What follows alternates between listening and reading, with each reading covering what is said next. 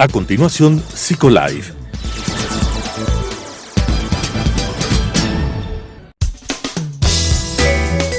Clasificación A. Apto para todo público.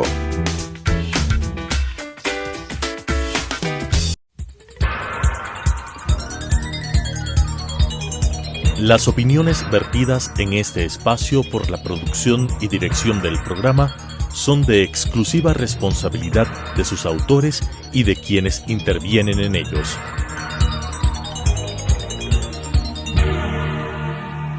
Telesucesos Canal 29 UHF presenta Psicolife, un programa creado para hablar de psicología desde una vertiente científica pero amena con la conducción de la doctora Elizabeth Montenegro. Psicolife.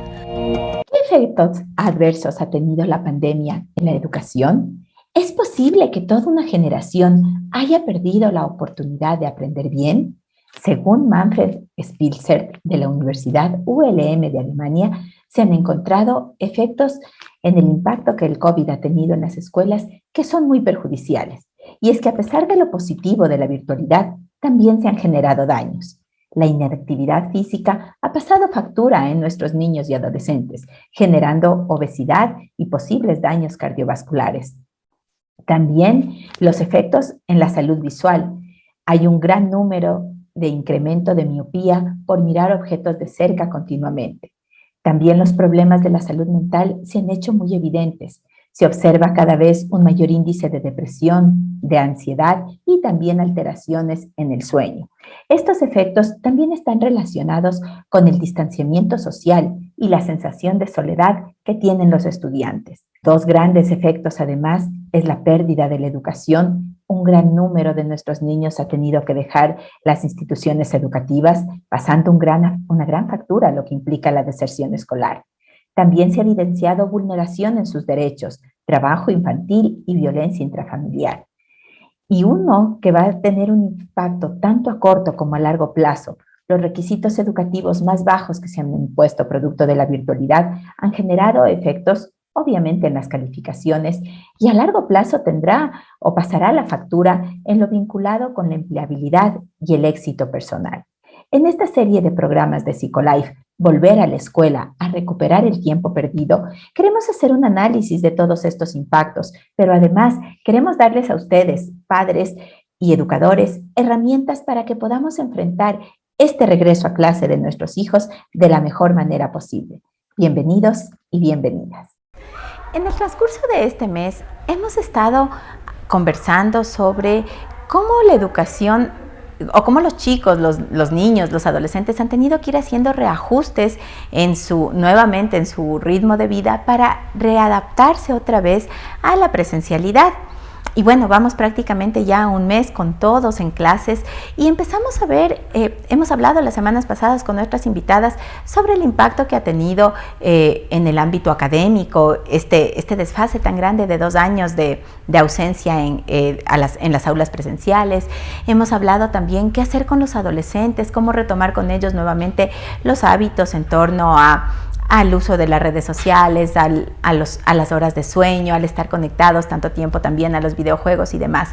Y este último programa del mes de febrero quería conversar con ustedes sobre algo no menos importante todavía, y es el tema del impacto emocional que vamos observando en los adolescentes y en los niños, el retomar nuevamente la presencialidad.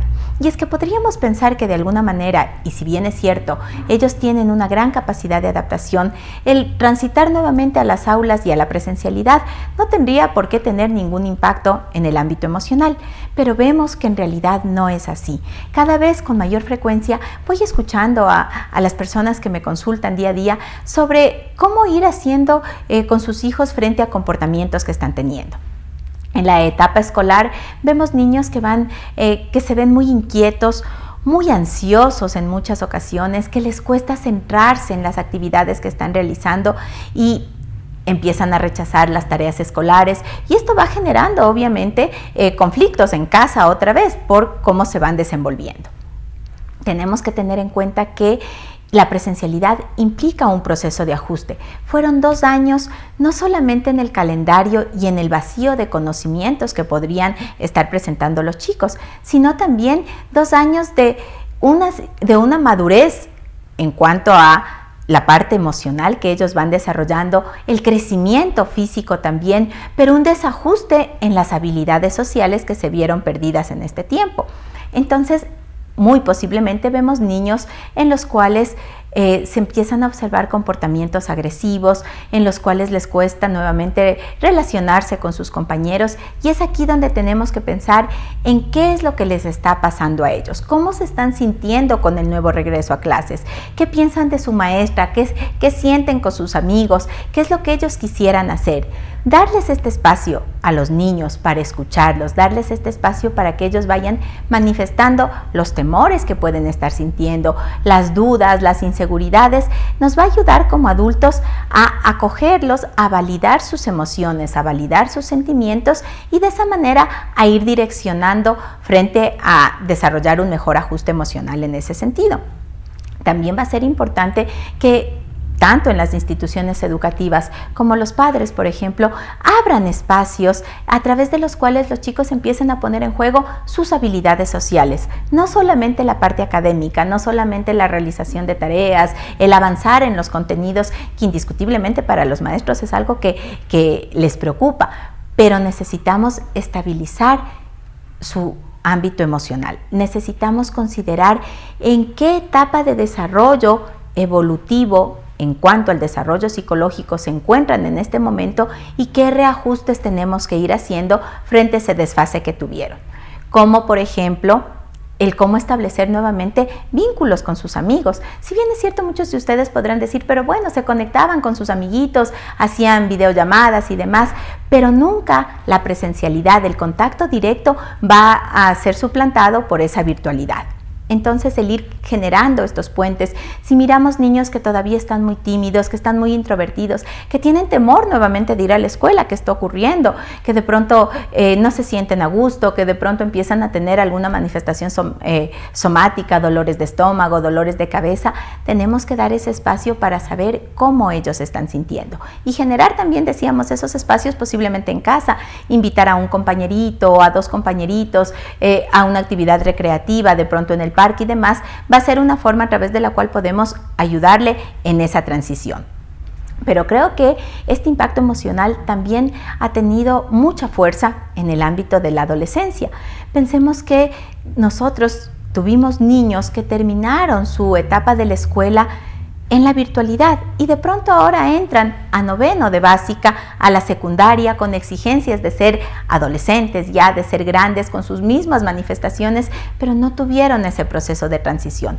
Y eso también tenemos que considerar, porque estamos observando conductas en muchas instituciones educativas de niños, de adolescentes en este caso, que empiezan a ser más violentos, que están golpeándose por cualquier situación, que buscan pelearse, cuando antes estas conductas estaban tal vez de alguna manera mucho más controladas. Y esto nos hace pensar también en qué pasó con ese proceso de transición, qué pasaron de esos 2 años de ingreso a la adolescencia que no tuvieron ellos la posibilidad de vivirlos con el resto de sus compañeros. Y ahora de pronto, casi, ¿no es cierto?, en un abrir y cerrar de ojos se encuentran con chicos sumamente grandes, chicos de 1,65, de 1,70 de estatura, cuando se acordaban de los años anteriores en donde eran pequeñitos todavía, y chicos que quieren imponerse.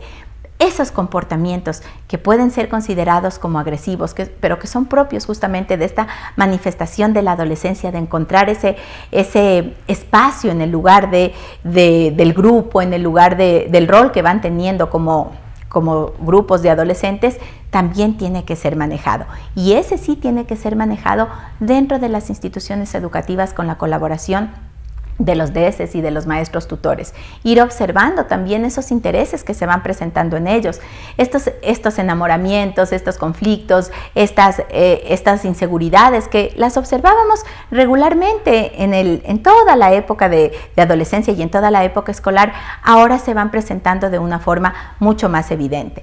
Los cuadros de ansiedad todavía están presentes en los adolescentes, cuadros de depresión que también tienen que ser considerados, y no solamente desde el punto de vista de encontrar esos grupos o esos casos y atenderlos directamente a ellos, que obviamente es fundamental, sino el ir mirando cómo todos los adolescentes se van sintiendo en este nuevo proceso, qué temores tienen, cómo se van reajustando ahora a esta nueva presencialidad, ya fuera de las redes sociales, ya fuera de los videojuegos, este enfrentarse cara a cara.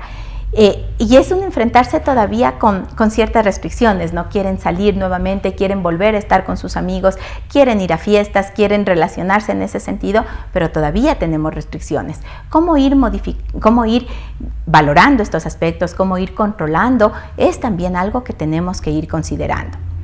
La adolescencia no necesariamente tiene que ser una época de crisis, no necesariamente tiene que ser una época de conflictos, tiene que ser una época sí de cambios, indiscutiblemente, no solamente de cambios físicos, sino también de cambios en el ámbito psicológico, porque los adolescentes están buscando reafirmar su identidad. Y este regreso a clases implica justamente una orientación en ese sentido para saber cómo podemos ayudarles a reafirmar o afirmar esa identidad que de alguna manera no pudo irse dando consecutivamente por este corte que tuvimos durante este tiempo. De tal forma que reforzar aspectos en los adolescentes como su imagen personal, su seguridad, su autoestima, van a ser los primeros pilares y los pilares fundamentales para ir desarrollando aspectos vinculados con sus habilidades sociales. Habilidades sociales como, por ejemplo, el control de la impulsividad, el control de conductas agresivas, el ir enseñando habilidades de diálogo, por ejemplo, para evitar justamente esas situaciones que estamos observando de conflictos en los cursos, de peleas que se pueden ir dando, situaciones también de acoso escolar que las empezamos a ver ahora mucho más evidente porque los chicos ya están en la clase. Entonces, de alguna manera, estos aspectos que estamos considerando es el volver a retomar nuevamente aquellas campañas, ¿verdad?, que se iban haciendo antes de la pandemia, del respeto hacia sus compañeros, de las no agresiones, del permitir que cada uno sea diverso y aceptar en esas diversidades.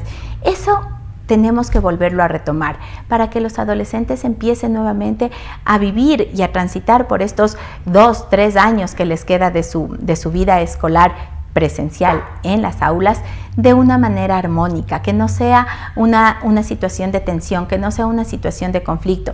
Ya perdieron de alguna manera esos 2 años y medio de posibilidad de socialización con sus compañeros, de posibilidad de compartir muchos aspectos, por ejemplo, los chicos que se graduaron y demás, o los paseos que podían hacer de la transición de la primaria a la secundaria o los de fin de año.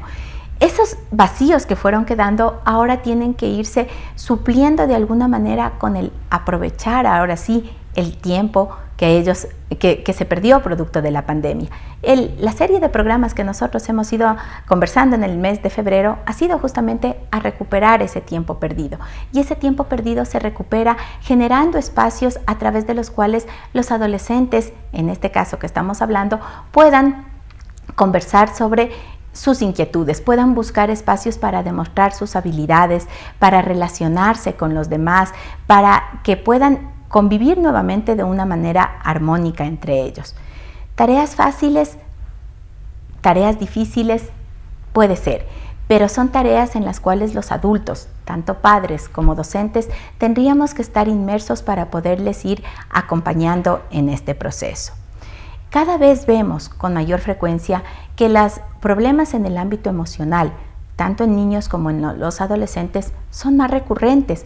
Vemos con frecuencia cómo los índices van aumentando en este sentido y vemos cada vez, obviamente con mayor frecuencia, cómo los profesionales de la salud mental tienen que estar involucrados en los procesos de acompañamiento a niños y adolescentes. Es importante el cuidar la salud mental, es importante que los profesionales acompañen en este proceso, pero también es fundamental que se creen diferentes espacios en los lugares donde donde los niños y los adolescentes se van desenvolviendo para evitar llegar a estas condiciones de salud mental que puede ser perjudicial para ellos. En este sentido, entonces, en el hogar debemos generar los espacios apropiados en donde se establezcan vías de diálogo, vías de comunicación, en donde los padres se vayan reencontrando nuevamente con sus hijos para conversar, por ejemplo, sobre lo que les está pasando. A veces en las familias los padres viven en sus habitaciones, los hijos viven en las suyas, no hay esos espacios de encuentro, no hay esos espacios de comunicación entre ambas generaciones que pueden darse, por supuesto que sí, que pueden darse a través de compartir actividades en común, de hacer actividades en familia, todos juntos, de tal manera que esos puentes se vayan creciendo y de esa forma los padres vayan modelando en sus hijos las conductas que ellos pueden ir después reproduciendo afuera en su núcleo social. También va a ser importante que esos espacios de diálogo se vayan dando desde los primeros años de desarrollo de los niños. Entonces, esta forma de comunicación fluida en casa, sin temor al castigo, sin temor a la sanción, sin temor a la crítica, les va a permitir a ellos también ir desarrollando comportamientos seguros que los van a traducir después cuando tengan que poner en juego otras habilidades sociales. Y en la adolescencia, también tienen que mantenerse esos tipos de comportamientos. El que los padres puedan buscar espacios para compartir también con sus hijos. Sí, indiscutiblemente a los adolescentes les llama mucho más la atención el estar con sus amigos, el compartir actividades fuera de casa, y es importante también porque eso es parte de la formación de su identidad y es una de las tareas que se tiene que ir cumpliendo durante la adolescencia. Pero va a llegar un momento en que el adolescente también va a regresar nuevamente a mirar a su casa y tiene que saber además que sus padres van a estar ahí para acogerlos, van a estar ahí para escucharlos y para acompañarlos en aquellas situaciones en las cuales ellos sientan temor, sientan vulnerabilidad o inseguridad. Cuando nosotros logramos encontrar el equilibrio en cada uno de estos aspectos, vamos desarrollando personalidades sanas emocionalmente. Niños y adolescentes que han encontrado figuras de apego seguro en sus padres. Eso les da la seguridad cuando tienen que enfrentarse a situaciones externas, a relacionarse con otro tipo de personas, en este caso en el ámbito de sus compañeros, en el ámbito de las relaciones escolares que van teniendo. Por lo tanto, recordemos siempre que en la casa es donde vamos formando esas primeras conductas, donde vamos formando y desarrollando esas primeras habilidades que después las van a poner en juego. Y después sí, cuando ellos vayan relacionándose con sus amigos, también tenemos que ser padres que acompañen ese proceso, padres que vayan observando el tipo de interacción que van teniendo, con qué amigos se van relacionando, abriendo las puertas de la casa para permitir que los amigos de nuestros hijos lleguen también a la casa. De esa manera vamos a mirar qué valores tienen, qué conductas están desarrollando y vamos entonces en una suerte de acoplamiento, ¿no es cierto? Donde los padres van creciendo también con sus hijos y van permitiéndoles ejercer, por un lado, la autonomía, pero por otro lado, sabiendo que tienen un pilar de referencia en papá y en mamá en quien sostenerse cuando encuentren dificultades. Por lo tanto, si nosotros vamos desarrollando este tipo de condiciones, si logramos desarrollar en nuestros adolescentes este tipo de características, vamos a saber que ellos van a poder integrarse adecuadamente, que se va a evitar muchos de los problemas en salud mental que ahora encontramos en esa etapa y que son tan críticos realmente porque vemos adolescentes que están muy inestables en ese sentido. Cuando nosotros logremos trabajar de esa manera, vamos a hacer un frente común, escuela, padres y los chicos, y vamos a permitir que esta adaptación a esta nueva vivencia escolar que ellos están enfrentando ahora se dé de la mejor manera posible. Y de esa forma equilibramos entonces las situaciones, de esa forma les permitimos a ellos que vuelvan a vivir este tiempo adaptados, integrados, aprendiendo a resolver conflictos. Los conflictos van a estar siempre presentes, pero con una forma asertiva de resolución de los mismos. Y eso entonces nos va a permitir que estos últimos meses que nos quedan de clases, ¿no es cierto?, en este quimestre, se lleven de la mejor manera posible y que el siguiente año, en donde muy posiblemente ya todo se regularice, ellos puedan seguir avanzando sin mayores dificultades en este ámbito. Bien, gracias por habernos acompañado en esta edición de Psicolife. Gracias por acompañarnos semana a semana. Quisimos compartir este mes con ustedes estos temas relacionados con la educación porque estamos seguros que muchos de ustedes necesitan saber cómo ir manejando estos espacios con sus hijos. Les invitamos a seguirnos semana y semana a través de la señal de Telesucesos, Canal 29, los días viernes a las 10:30 de la mañana. Seguirnos también a través de nuestras redes sociales en Facebook y en Instagram. como Psicolife SE y también mirar este programa y compartirlo con aquellas personas que lo requieran a través de YouTube en Telesucesos Psicolife. Hasta la próxima semana. Las opiniones vertidas en este espacio por la producción y dirección del programa son de exclusiva responsabilidad de sus autores y de quienes intervienen en ellos.